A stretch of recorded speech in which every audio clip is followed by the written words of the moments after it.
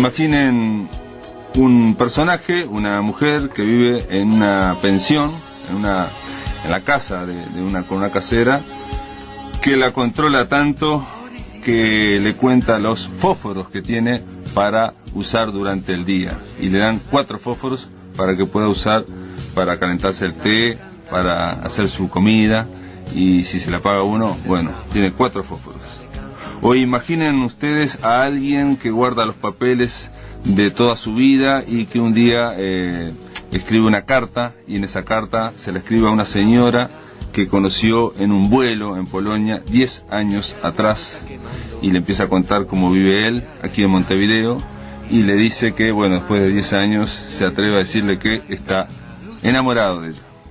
O ustedes piensen en alguien, en un personaje que va a un boliche, va a un café, a tomar un café y a mirar las prostitutas que hay en la esquina, porque está enamorado de una de ellas, y demora la va a ver todos los días durante de lunes a viernes, y demora cerca de 2 años en poder encarar a una de ellas. En fin, estos son personajes de Julio Ricci. Julio Ricci es el escritor de La Máquina de Pensar de esta semana. Le estoy dando la bienvenida a ustedes aquí a Radio Uruguay 1050 AM. Arrancamos una nueva semana en La Máquina de Pensar con Gonzalo Gervás en los controles de emisión de esta máquina, y en la puesta a punto con el flaco Germán. Julio Ricci, 1921-1995, es uno de los escritores montevideanos más prolíficos y más notables, dice este artículo. Su vasta obra comprende, entre otros, Los Maniáticos, de El Grongo, 8 modelos de felicidad, Cuentos civilizados y Cuentos de fe y esperanza. Son volúmenes de cuentos. La narrativa de Julio Ricci trata la sociedad y el comportamiento del ser humano actual. Son una de sus preocupaciones de orden estético. Para hablar de Julio Ricci, durante esta semana hablaremos con varios especialistas. Llamamos ahora a España, a Zaragoza, ya son la 1 de la mañana, para hablar con el crítico literario Fernando Ainsa. ¿Cómo andás, Fernando?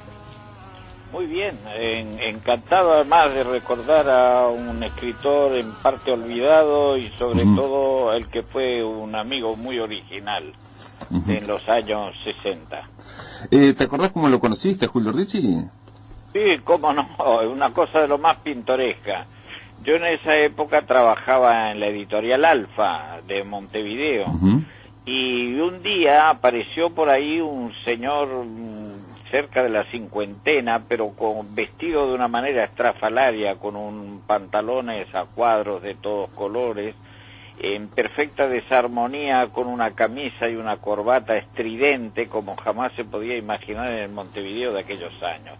Eso era en el año 1968. Y se presentó modestamente diciendo: soy un profesor que vengo de Estados Unidos, de Suecia, donde he vivido muchos años, y con una voz grave, rotunda,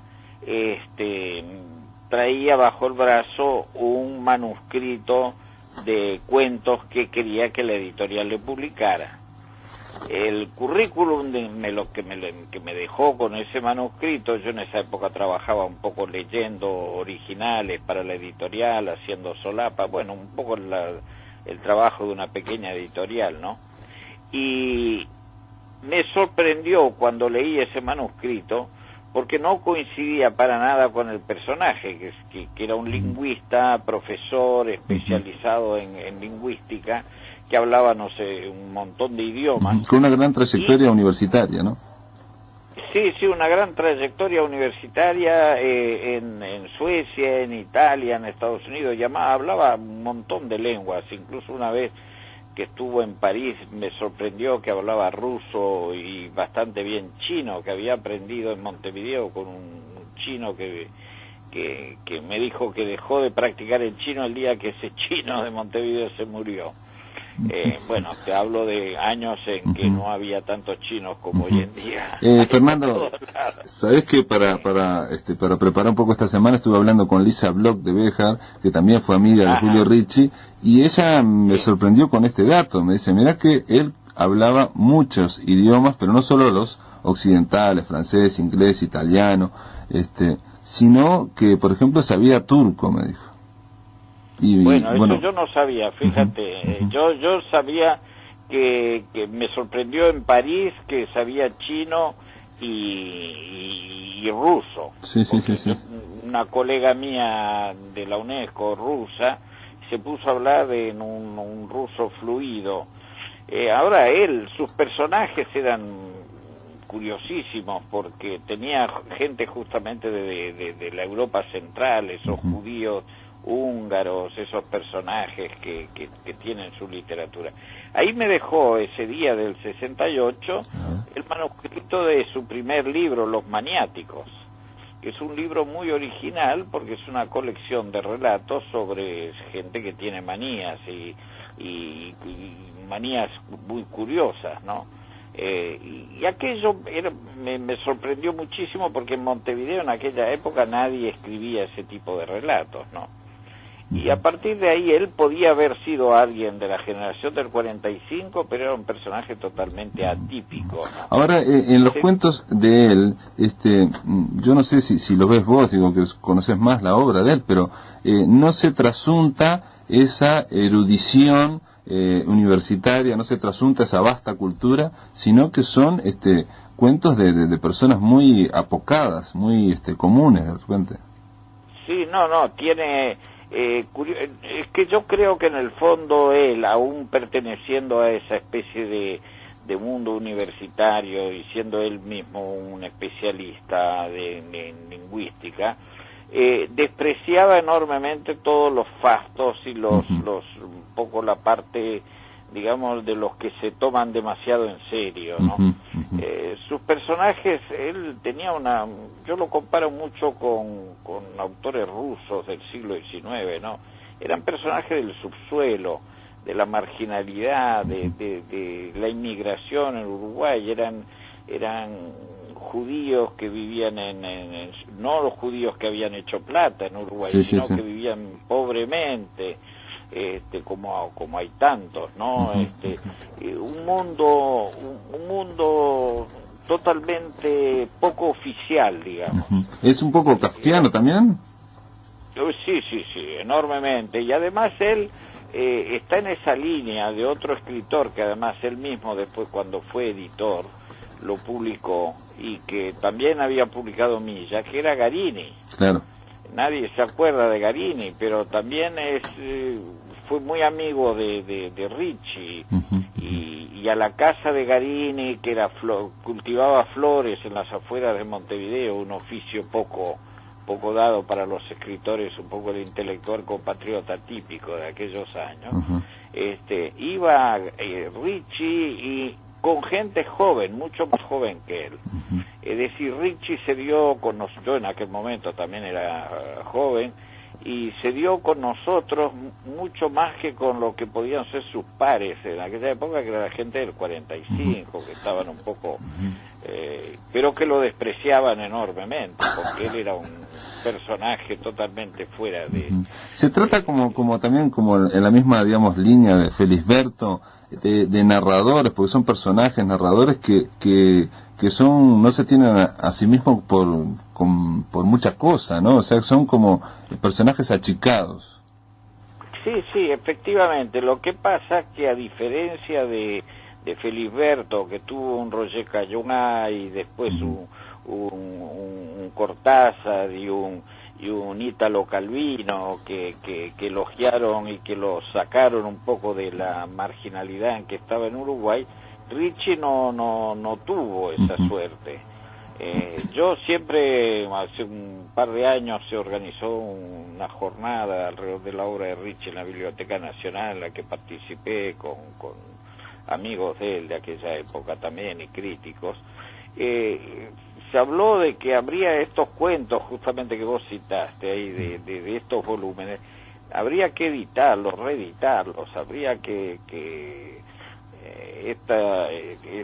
espero que este programa que estáis ahí promoviendo esta semana alrededor de Ricci pueda impulsar de que algún editor se atreva a retomar su obra y a publicarla, ¿no? Porque valdría la pena que la gente más joven pueda leerlo, porque es impresionante. Algunos, los 8 modelos de felicidad, los cuentos civilizados, los mareados, los perseverantes, y sobre todo creó un personaje, él, el Grongo. El Grongo, sí. En plena época de la dictadura en Uruguay, que es una especie de leviatán criollo. El Grongo es un personaje así casi mítico, ¿no? Muchos de los amigos de Richie lo llamábamos a él mismo el Grongo. El Grongo. También hablaba de los, eso vamos a hablar después durante esta semana con Monestier, de los gelonios, o sea, tenía toda una galería de personajes en las que, digamos, diseccionaba determinadas, generalmente defectos que tenemos todos, pero exagerados, ¿no? O sea, son personajes obsesivos.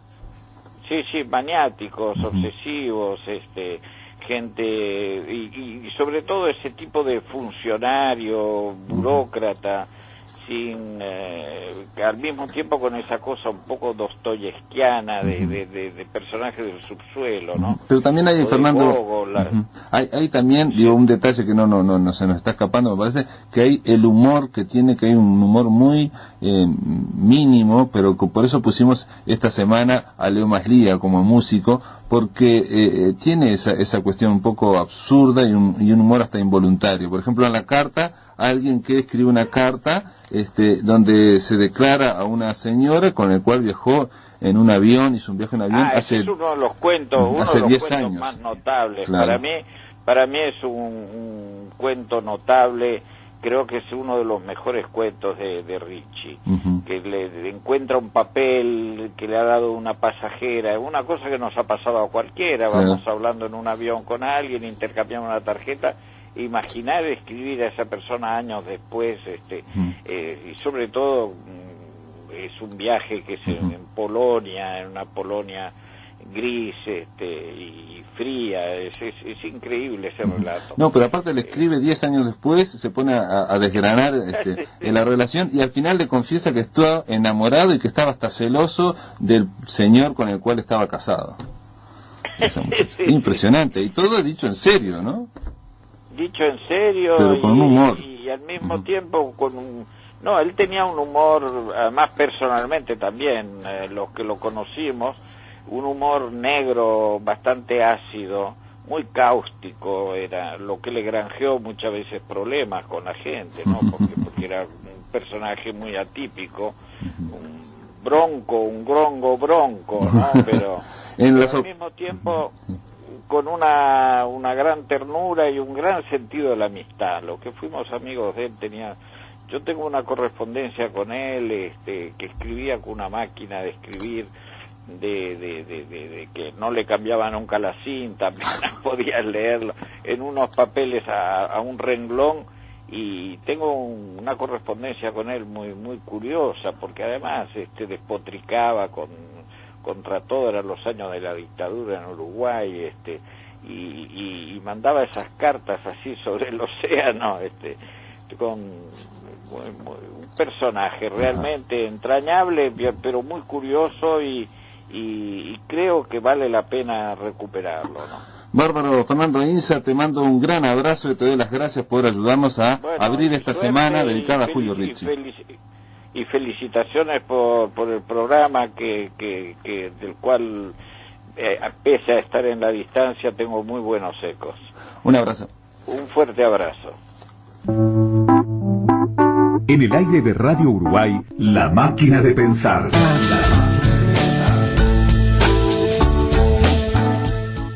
A diferencia de lo que mucha gente piensa, un seguro no es para evitar que te pasen cosas, es para que te pasen cosas. No estaría mal pensar un poco menos en la casa y un poco más en descansar, cocinar, jugar, leer, conversar, escuchar, celebrar en la casa. Por eso hacemos todo para que preocupación sea una palabra que traes al banco, pero que no te llevas. Banco de Seguros del Estado. En Uruguay, nadie te da más seguridad. Informate con tu asesor de confianza en agencias y sucursales de todo el país, llamando al 1998 o ingresando en www.bse.com.uy.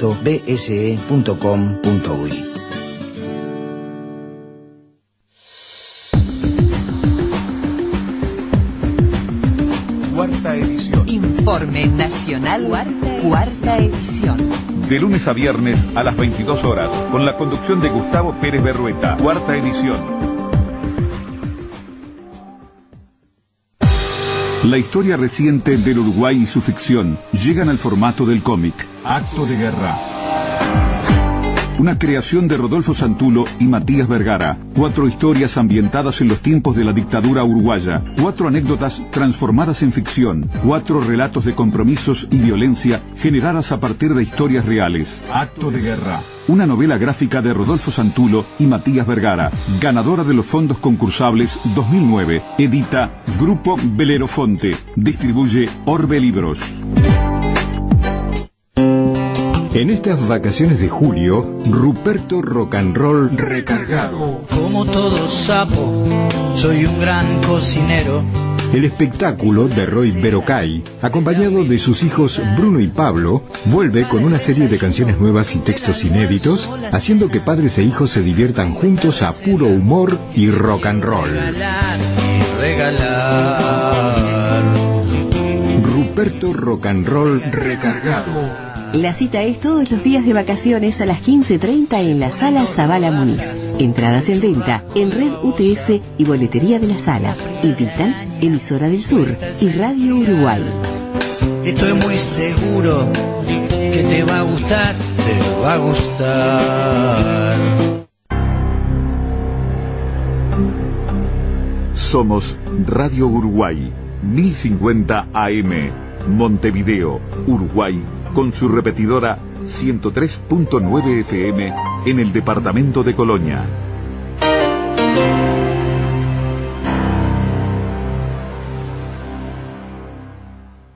Atención, charlas, entrevistas o columnas que te perdiste o que querés volver a escuchar, las encontrás en el blog de La Máquina de Pensar. Ingresá a piensamáquina.blogspot.com y bienvenido al corazón de las palabras.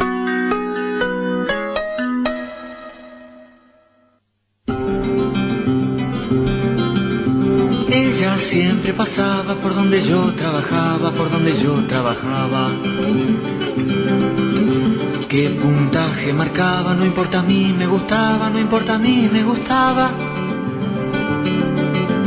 Era de una oficina cruzando justo en la esquina, cruzando justo en la esquina.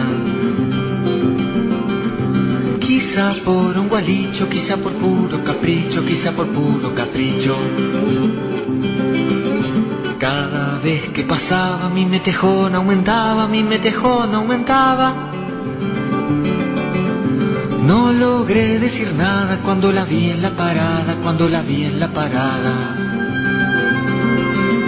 Supe a qué hora salía y lo intenté cada día, y lo intenté cada día. Pero cuando llegaba el habla me traicionaba, el habla me traicionaba. Cuando más te preciso te haces el opa que liso, te haces el opa que liso. Decidí finalmente no insistir más oralmente, no insistir más oralmente. Concentré mis esfuerzos en escribir unos versos, en escribir unos versos. Era casi un poema, no me preguntes el tema, no me preguntes el tema. Encontrar el momento de darle aquel esperpento, de darle aquel esperpento. Fue difícil tarea, como esperar la marea, como esperar la marea. Y juntando coraje me tiré al agua de traje, me tiré al agua de traje. Me acerqué hasta su lado y le dije muy colorado, le dije muy colorado. Tengo algo que darte y tartamudeé en una parte, y tartamudeé en una parte. Lástima que no viste, su cara era el despiste, su cara era el despiste. Con arisca manera me preguntó lo que era, me preguntó lo que era. Yo le di la poesía y le dije sí la leía, le dije sí la leía. Y me fui presuroso, muriéndome de nervioso, muriéndome de nervioso. siguiente yo estaba tan impaciente, por saber si el destino me hundía por desatino, o si viejo criollo me daba todo su apoyo, Cuando fui a la parada para esperar a mi amada, vi que como llegaba inmediatamente paraba, con su mano de nieve, un 149. Yo sentado veía morirse mi fantasía. Y me dije abombado, vos sos un desubicado. Por creer todavía, por creer en la poesía.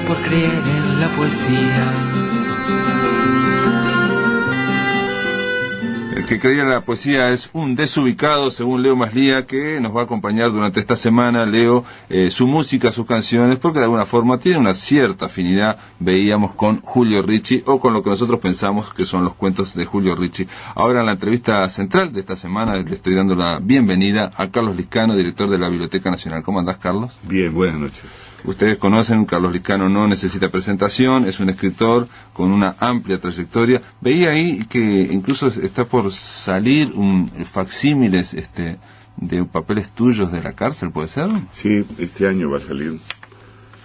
Es una edición facsimilar que edita la Universidad de Lille, en Uruguay. ¿En Francia? No, lo edita acá en Uruguay. Ajá. Y que participan 3 investigadores, Karina Blixen, Alfredo Alzugarat y Fatia Inman, que es una investigadora de la Universidad de Lille. Y es una reproducción facsimilar y con 3 trabajos que intentan iluminar, digamos, esas son 450 páginas facsimilares. O sea que son con tu letra diminuta pero legible, que va a ser el libro, digamos, sí, es como una guía de teléfono de normas. Es como una fotocopia, digamos, sí. Pero en libro, sí, de esas hojas que, digamos, escribiste durante la cárcel. Sí, fueron escaneadas en la Universidad de Lille, que tiene un departamento especial para eso, para escanear documentos, y es un proyecto, yo no tengo nada que ver. Pero digo, y los cuentos o las narraciones que hay ahí, obviamente ya fueron publicadas. Sí. Pero no como están ahí, digamos. Me explico, digo, porque hay un proceso de corrección también. Tienen pequeñas correcciones, otros tienen correcciones más profundas. Y después hay un mamotreto que a mí me cuesta leerlo porque me deprime un poco. ¿Cuál? Que no lo conoces, pero de ahí salió, por ejemplo, El Informante, salieron cuentos, salieron historias donde está es un magma, un texto donde yo ponía todo lo que se me ocurría que podía tener algún valor literario, y es un testimonio que dicen los investigadores importante, ¿no? Y creo que ahí está todo lo que yo pienso de la literatura, porque no ha variado mucho en estos 30 años. Y que todo lo que yo hice después tiene los fundamentos allí, ¿no? En esos fundamentalmente en ese texto, y también en los otros, ¿no? Y hay apuntes también que no van a salir publicados porque si no llegábamos a las 600 páginas tamaño A4, ¿no? Y esos papeles, digamos, estamos hablando de 500 páginas A4 de ese estilo, por las 2 caras, dice, una letra diminuta pero legible. ¿Cómo salieron? ¿Cómo lo sacaste? Bueno, yo lo fui escribiendo en papelitos, no en hojillas de fumar, como dicen las leyendas. Yo nunca escribí en hojillas de fumar. Y pedí en pedazos de papel, queda más fácil dejarlos abandonados y que no se los llevaran. Igual me llevaron muchísimos papeles. Y en el 84, están las fechas, eso es lo interesante. En el 84, bueno, Marco ponía la fecha. Sí, todos los días ponía la fecha. En el 84 que empezó a moverse, la dictadura empezó a caerse, existían posibilidades de que algunos se fueran a libertad, y había mucho menos represión en la cárcel, entonces yo comencé a pasarlos en limpio. Entonces lo que se ve, no me dio tiempo a pasarlo todo, en algunos hay unos papelitos, digamos, y claro, a medida que pasaba el limpio también corregía, pero ponía la fecha, ¿no? Y además llevaba un diario. Está todo, es muy a mí me costó muchos años pasarlos todos en limpio, 10 años pasarlos todos en limpio. Pero eso explica que sea una letra diminuta pero legible, o sea, está escrito para ser leído por otra persona y no esa escritura, digamos, personal en la que uno... No para ser leído otra persona, no, era para mí. Después eso, ya en el 85, un compañero, Eber Esquivo, que murió el año pasado, hizo un año el sábado de su muerte, que se iba en libertad. Yo le pedí si no me da una mano con eso, y él y Artigas Gandaro, gente con mucha habilidad manual, desarmaron una guitarra, pegaron todos los papeles adentro, volvieron a armar la guitarra, y Eber Esquivo salió con la guitarra y se la entregó a mi familia, y días después salí yo, porque no sabíamos en qué condiciones, así que salió. No es una leyenda, es la verdad, lo de la guitarra. O sea, la guitarra es verdad. Sí, y además le debo a Esquivo. No es un verso. No, le debo a Esquivo eso. Si él no me hubiera sacado eso, yo la depresión hubiera sido tan grande que nunca me hubiera puesto a escribir nada. Así que yo salí con media docena de libros escritos, y con una concepción de la literatura, aunque suene un poco grandilocuente, de la escritura, ¿no? Que no ha variado sustancialmente. Yo pienso más o menos lo que pensaba, y lo he ido sí desarrollando las mismas ideas. No he llegado a otra cosa. Pero, por ejemplo, vos ahí no escribías poesía en ese momento. Sí, escribí. ¿Ah, sí? Sí, escribí un libro, se llama Estará nomás cargada de futuro, que era una ironía de la cárcel. Como Celaya dice que la poesía es una más cargada de futuro, yo me decía, estará nomás cargada de futuro, porque yo no tenía duda. Hubo un momento en que el futuro era se hace un desubicado, como decimos en Malía. Ponerse a hacer poesía en la cárcel, y bueno, es irónica, es humor negro, digamos, sí, algo así. Y toqué todos los rubros menos teatro, ¿no? En la cárcel no... Pero El Informante después fue trasladado a teatro, digamos. Claro, El Informante, yo después, lo adapté para teatro, después salió como novela, como nouvelle, y tuvo otra vez, digamos, es un texto que a mí me ha dado mucho para pensar, ¿no? Y algo que estoy haciendo ahora, el otro día me di cuenta que sigue siendo dentro de las mismas ideas, o sea, no ha evolucionado nada. Las mismas ideas de la literatura como creación absoluta y no basada en la realidad, como el periodismo o la historia, ¿no? La literatura como creación absoluta, y que el lector se dé cuenta que es una creación absoluta, no está contando una historia, está inventando, que es diferente. ¿Y creación absoluta qué significaría? Absoluta en cuanto a independiente, digamos, independiente de la historia y del periodismo, y que el lector se dé cuenta de eso. Esto que me están contando es un invento, hay que decírselo. No siempre lo he hecho, porque El Camino a Ítaca es una novela, pero me sigue fascinando esa idea de ir creando el personaje junto con el lector, ¿no? O sea, escribir desde la ficción, no desde una narración que supuestamente hay alguna huella de lo real, sino esto está ocurriendo en la ficción y te estoy escribiendo desde la ficción. Ni siquiera desde la ficción, sino desde el lenguaje. Digamos, seguir la inercia del lenguaje, y bueno, con cierta racionalidad y cierto oficio, digamos, ¿no? Pero me es muy difícil de explicarlo, pero bueno, tiene que ver algo con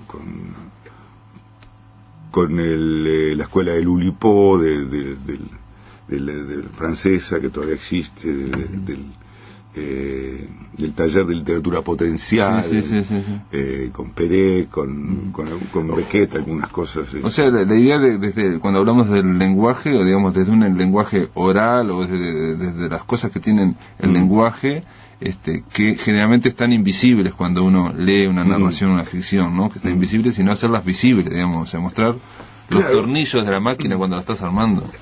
Para no irnos lejos con esto que parece una pasta abstracta, si yo digo que llueve, estoy poniendo un paisaje. Y si yo digo llueve, o ya llovió, o va a llover, alguna cosa de esas, entonces el lector, no hay paisaje, no hay estado del tiempo, no hay, el lector entiende de entrada que esto es una joda. Entonces acá son palabras. Está poniendo lo que quiere y me invita a que yo ponga lo mío. Ahora, esto es tan viejo como la literatura, ¿no? O sea, lo hacían los griegos antiguos. A lo largo de la historia ha habido ese tipo de creación que yo llamo absoluta, no sé cómo se llama, cómo la podrán llamar los teóricos, pero Kafka, por ejemplo, lo ha hecho. Es decir, como me gustan los árboles, voy sembrando árboles en el paisaje, y después me gusta poner una luna, y después me gusta poner esto. Cuando uno quiere ver, está inmerso en una historia que dice Kafka. Lo que no consigo es crear un individuo que me sustituya y que se dedique a las cosas prácticas y me deje en paz a mí, en mi casa, ¿no? En esa especie de mundo virtual que es del lenguaje, digamos, ¿no? En una virtualidad que aparecen y desaparecen cosas. Y que el lector participa de eso, se da cuenta, no es engañado. No es engañado. Y el desafío es que el lector participe y siga leyendo. Que no se vaya. A ver cómo me siguen contando esto. Y bueno. O sea que en digo, para terminar nada más, el argumento de la narración no es lo principal, digamos. No sería lo principal. El argumento podría ser, estoy contando una historia y estás participando de ella y yo mismo no sé a dónde voy. Ajá, perfecto. Yo mismo no sé a dónde voy. No quiero decir que yo lo consiga, pero es muy difícil. Es muy difícil. Porque... o sea, muy difícil enganchar al lector con eso. Claro, sí, porque el lector tiene que decir, ¿y ahora cómo sigue? ¿Cómo lo soluciona? Y esto es mentira, pero ¿cómo? Me gusta ver cómo lo hace. Claro. Y con los nombres de los personajes. Sí, hay que tener, digamos, mucha gracia o mucho estilo personal para decir eso que, digamos, dicho así parece muy poco, digamos. Sí, bueno, no sé si es mi caso eso, pero he intentado hacerlo muchas veces y ahora estoy trabajando en algo así que hace muchos textos que hace muchos años que tengo y que están funcionando. Justamente es un intento de libro que se llama El trabajo de contar. Es mostrarle al lector cómo se cuenta. Ahora, cuando vos decís que le decís al lector, digo, y para terminar, yo mismo no sé a dónde voy a ir, ¿no? Y vas construyendo, digamos, en esa tarea de tejer ese texto literario, ese que va avanzando. ¿Y de dónde pensás vos que viene eso? A mí, a que me viene a mí. Y bueno, hace muchos años que dejé de creerme en las historias que se cuentan. Es decir, que prefiero leer historia y no una novela que quiere sustituir la realidad. Y en cambio sí los juegos de ingenio también tienen que ver con los juegos matemáticos. Y ya te digo, yo un tiempo me dediqué a leer un poco, no te digo a estudiar, pero sí a leer. Y a lo largo de la historia siempre ha habido esos objetos extraños. A lo largo de la historia de la literatura siempre hubo objetos extravagantes, de individuos que estaban al borde de lo que es la literatura, ¿no? Más allá está el caos. Ahora, el caos, cuando se transforma en palabras, deja de ser caos, entonces sigue siendo literatura, pero al límite. Y no quiero ahondar más, pero yo creo que la creación está en los límites. En el centro está, la novela policial es un género. Uno ya sabe lo que va a encontrar cuando empieza. La creación está en el límite, y por lo tanto siempre hay una parte oscura, una parte difícil de explicar, fracasada probablemente, pero el límite se va expandiendo. Está bien. Es que está casi con una pata en el caos, digamos. Sí. Y tratar de avanzar más allá. Para dejarlo dentro del cosmos, digamos, ordenado o algo ordenado, o por lo menos que se pueda entender, inteligible.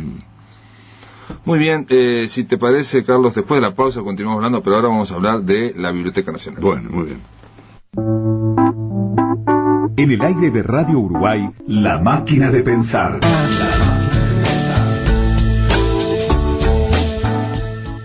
En República AFAP llamamos a gente como Laura. Hola. Doctora en una mutualista, para informarla. Sí, rápido, decime. Cada uno da lo que recibe. Ajá, ¿y cómo es, a ver? Luego recibe lo que da. ¿Pero no hay otros costos? Nada es más simple. Ajá. No hay otra norma. ¿Y la plata sigue siendo mía? Nada se pierde, todo se transforma. Hablemos. Con tu compromiso más el nuestro, vas a lograr la mejor jubilación. República AFAP. Más rentabilidad. República AFAP. Gana un país.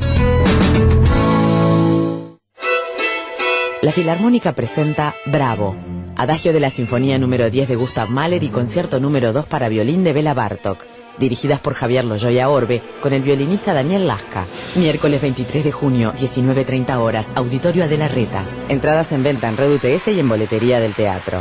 Auspician Radisson y Xerox.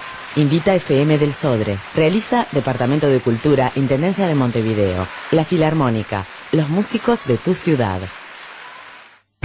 Este lunes, a partir de la hora 21, en Bancada Femenina, análisis en profundidad sobre la problemática de la adicción al alcohol, la cocaína y la pasta base. Los 4 partidos políticos con representación parlamentaria comenzarán a trabajar en la Comisión Especial sobre Adicciones, Consecuencias e Impacto en la Sociedad Uruguaya. La opinión de las diputadas Daisy Tournet del Frente Amplio y Marta Montaner del Partido Colorado, integrantes del grupo parlamentario. La visión del gobierno con Elena Lagomarcino, integrante de la Junta Nacional de Drogas. La presencia en estudios de las Madres de la Plaza. Bancada Femenina. Todos los lunes de 21 a 22 horas en Radio Uruguay. Conduce Magela Camelo, con otra sensibilidad. Convocatoria de ficción radial, Premio Nelly Goitiño. La voz de Sánchez. Concurso de guión a partir de la vida y obra de Florencio Sánchez. Convocan Programa Laboratorio, Instituto Nacional de Artes Escénicas, Dirección Nacional de Cultura del MEC, en coordinación con Radiodifusión Nacional, Sodre. Busca las bases en www.cultura.mec.gov.uy y en radiouruguay.com.uy. Por contacto, laboratorio.mec@gmail.com. La voz de Sánchez.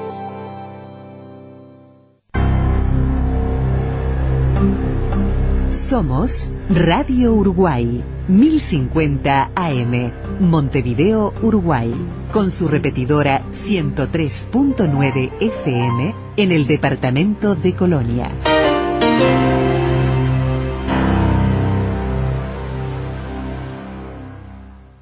Atención, charlas, entrevistas o columnas que te perdiste o que querés volver a escuchar, las encontrás en el blog de La Máquina de Pensar. Ingresá a piensamáquina.blogspot.com y bienvenido al corazón de las palabras. Muy bien, continuamos aquí en La Máquina de Pensar con Carlos Licano, él es escritor, es poeta, ustedes ya lo conocen, pero sobre todo a partir de hace 3 meses, hace menos de 3 meses y algo, es director de la Biblioteca Nacional, ¿no? Los famosos 100 días ya pasaron para usted también, Licano. Sí, pasaron, sí, pero a ver, nadie se preocupa por los 100 días del director de la Biblioteca Nacional. ¿Cómo no? Acá en La Máquina de Pensar se lo estamos preguntando. ¿Cómo que no? No estamos dedicados a los libros. No, la Biblioteca Nacional es la casa de los libros por excelencia, hasta en el imaginario de los uruguayos. Tiene un fuerte valor simbólico. Yo creo que para todos los que estamos en el tema de los libros es como, no sé, es como el Partenón. Es algo que no lo tiene, digamos, ni siquiera la Dirección Nacional de Cultura, el Ministerio, no tiene la Academia Nacional de Letras, en fin, hay algo de emblemático, y por algo tiene esas 2 estatuas adelante, Cervantes, Sócrates, tiene algo emblemático, y un poquito más atrás, al costado, tiene a Dante, ¿no? Para los uruguayos. Y para un escritor me imagino que también debe ser una cosa, no sé, te debe mover un poco, asumir una responsabilidad desde hace 3 meses, bueno, más o menos ya sabrás cómo viene la pisada. Sí, yo empecé en la biblioteca, en realidad, mi vínculo con la biblioteca el año pasado, cuando era subsecretario de Educación y Cultura, que la ministra María Simón me encomendó trabajar junto con el entonces director, que era Tomás de Matos. Entonces, así que de septiembre en adelante estuve trabajando ahí, y después, no sé si como premio o como castigo, la propia ministra me ofreció la dirección de la Biblioteca Nacional, y el ministro Ehrlich aceptó, estuvo de acuerdo, y asumí el 11 de marzo formalmente. Y así que, pero asumí con bastante información ya, ¿no? Ajá, sí, digo, no fue una gran sorpresa porque ya lo conocías del año pasado. Es que no conocía los detalles muy íntimos, pero sí sabía los objetivos, las contradicciones, las debilidades, etcétera, de la Biblioteca Nacional, y no me tomó del todo por sorpresa. Yo dije, le he dicho a todo el mundo, yo no tenía prejuicios, pero tampoco era inocente. Claro. Y bueno, y es el lugar más hermoso para mí, para trabajar. No sé si para un escritor, para mí. La Biblioteca Nacional, el director tiene poco vínculo con los libros. La Biblioteca Nacional es una empresa. El director tiene los problemas de presupuesto, ahora estamos en eso, recursos humanos, mantenimiento, logística, mobiliario, digamos, como en una empresa que se dedica y acá vienen los objetivos, a la preservación y desarrollo, investigación y de la memoria escrita de la sociedad. No es la única institución, porque está el Archivo General de la Nación, que tiene otros cometidos, que guarda todos los expedientes judiciales. Tenemos competencia a veces con la directora del Archivo General de la Nación, a ver quién se queda con los papeles. Entonces, esa tarea de guardar la memoria escrita de la sociedad, dicho simplemente así, que es muy fuerte, ¿no? Claro, muy fuerte. Además, la Biblioteca Nacional es heredera de la primera institución cultural que tuvo el país.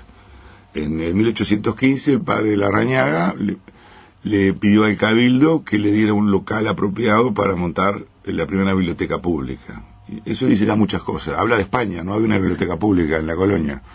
El Cabildo se lo pasó a Artigas, y en una semana Artigas contestó entusiasmado con la idea, apoyando a Larrañaga, y en una alarde de ejecutividad, a los 9 meses se inauguró la primera biblioteca pública del país, que la dirigía Larrañaga, con la biblioteca del padre Pérez Castellanos y otras bibliotecas que se pusieron a disposición. Y 1815, desde el campamento de purificación, Artigas fundó la biblioteca. No existía el Estado. No. Las prioridades de Artigas eran armas para sus soldados, comida, tabaco, hierba, no había caminos, no había nada. Y esto dice una cosa, que la cultura no viene en segundo, ni en tercer lugar, ni en cuarto. La cultura nace, la sociedad nació con la cultura integrada. Y eso lo tenían claro aquellos hombres hace casi 200 años. Y la consigna de que nosotros aprendimos a ironizar desde la escuela, sean los orientales, tan ilustrados como valientes, en realidad es el santo y seña del campamento del ejército artiguista de mayo de 1816, porque él era consciente de lo que estaba haciendo, no era que se le ocurrió, bueno, hagan lo que quieran, él era muy consciente. Y bueno, después vinieron las invasiones portuguesas, brasileñas, etc. Pero bueno, la biblioteca, por lo menos el imaginario de quienes trabajamos en la biblioteca, dice que somos herederos de aquello. Y vamos a cumplir 200 años ahora, en el 2016. Entonces la biblioteca es una institución que no tiene adversarios, pero es única, no hay dos. No tiene adversario, nadie quiere privatizarla. No tiene competencia, no tiene competidores, digamos. Sí, en ningún país tiene competidor. Pero digo, nadie tampoco tiene adversario, nadie quiere desguazarla, nadie quiere cerrarla, nadie quiere privatizarla. Ah, adversarios te referís a contras incluso. Bueno, adversarios es eso. Sí, está perfecto. Hay otras instituciones que la población habla mal de ellos, de la biblioteca la critican, pero nadie quiere que desaparezca. Claro. Y eso es muy importante.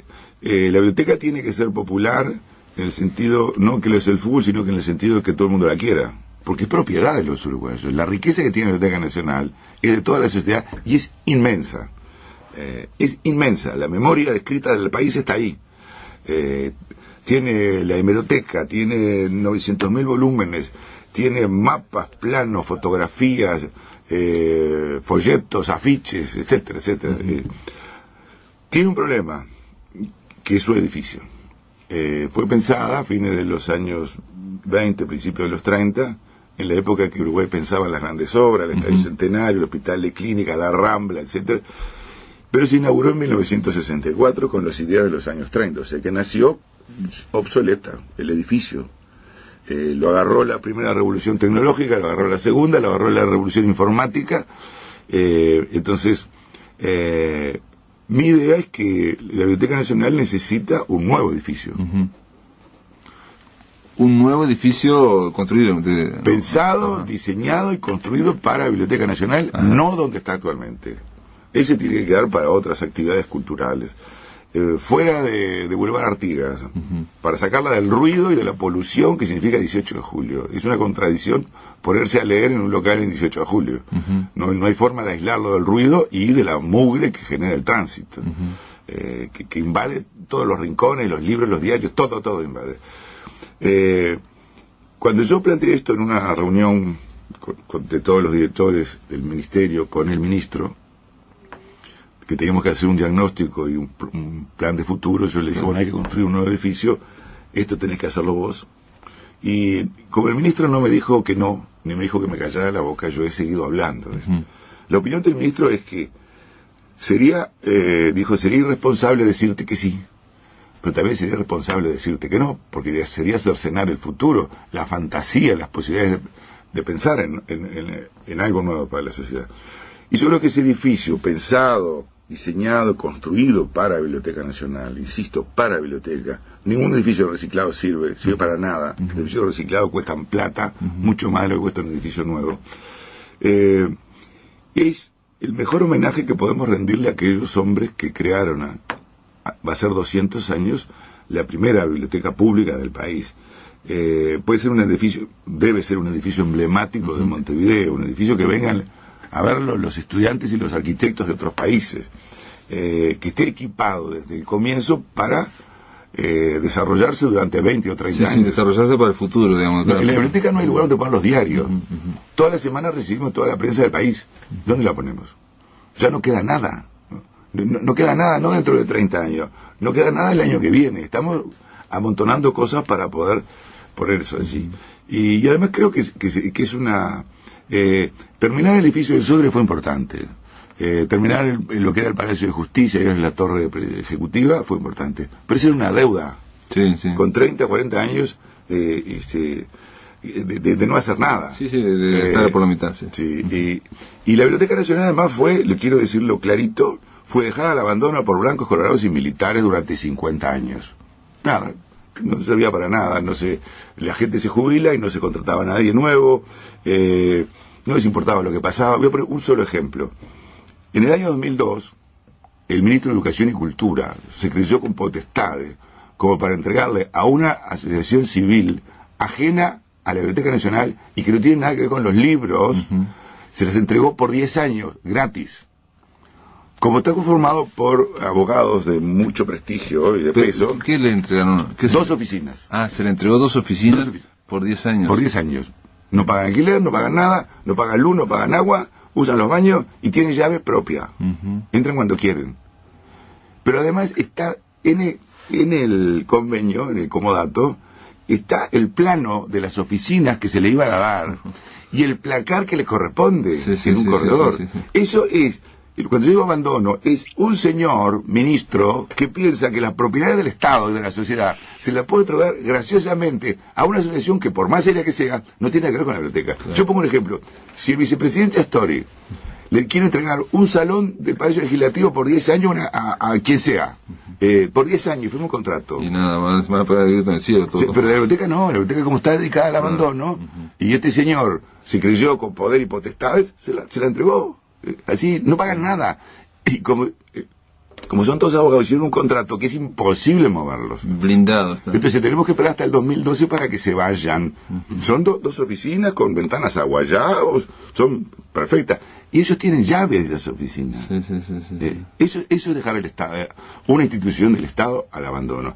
Y la biblioteca sobrevive por sus funcionarios, por sus técnicos. Y es un poco la idea patrimonialista antigua de llevar al Estado, de que uno asume una función y eso es el patrimonio personal, ¿no? De que uno hace las cosas, digo. Es un principado del Renacimiento. El príncipe entregaba poderes parciales, pero además, quiero decir que la administración pasada le votó un presupuesto jamás visto para la Biblioteca Nacional. Pero le tocó al pobre Tomás de Matos luchar con todo eso, que se le tapaban los caños. No estamos hablando de informatización, estamos de acuerdo, estamos hablando del sistema sanitario, de la instalación eléctrica. Vamos a poner computadoras y no hay instalación eléctrica. Sí, la calefacción también, cosas que... Todo en ese estado, y aún sigue siendo uno de los tesoros más importantes que tiene el país, si no el más importante. Ahí está la memoria. Sin la Biblioteca Nacional, la sociedad uruguaya no existe. Yo me he convencido de eso. Allí tenemos los archivos más importantes del país, junto con los que tiene el Archivo General de la Nación, que dicen quiénes somos. Está todo allí. Entonces, por eso es un lugar lindo para trabajar, con muchos problemas. Y ahora, cuando yo digo hay que construir un nuevo edificio. Pero bueno, yo creo que en principio nadie puede estar en contra, ¿no?, de esta idea de construir un nuevo edificio. Digo, lo primero que surge, creo yo, así desde afuera, es el tema presupuestal. O sea, es una decisión de, ya no ni siquiera el Ministerio de Cultura, ¿no? O sea, es una inversión que Uruguay decidiría hacer, ¿no? Sí, tiene que votarse una ley para que diga que hay que construir una biblioteca nacional. Tiene que ser por ley, no puede ser una decisión.